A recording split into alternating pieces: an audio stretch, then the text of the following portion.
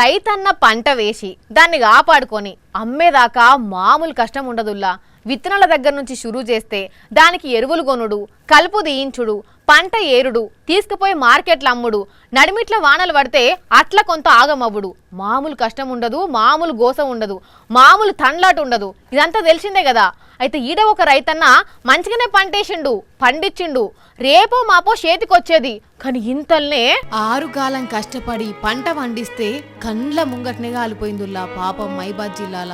అగ చూడుండ్రి, పంట అంతా ఎట్లా గాలిపోయిందో, ఎంతగానం పొగెళ్ళిందో. మంటలు ఆర్పేతందుకు తోటి రైతన్నలు అమ్మలక్కలు ఎంత తిప్పల పడ్డారో. ఏం మిగలకుంటయింది కదా. కొత్తగూడెం మండలం పెగడపల్లిలా బొల్లే రవి అనే రైతన్న ఈ ఎకరం 30 గుంటల్లో మొక్కజొన్న పంట వేసిండు. ఇంకా 4 రోజులకు పంటను తీయాలని ప్లాన్ కూడా వేసిండు.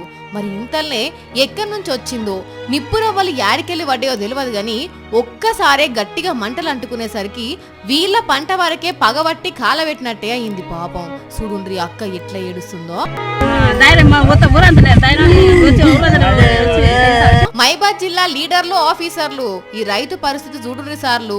జర ఆదుకొని పరిహారం వచ్చేటట్టు చూడుండ్రి. కానీ చూడుండ్రులా రైతుకు ఎంత కష్టం ఉంటుందో. తీరా చేతికి వచ్చేటప్పుడు గాలి వానలు ఆగం చేస్తాయి అనుకుంటే ఇట్లా మంటలు కూడా గోస ఉట్టిస్తున్నాయి పోండ్రి.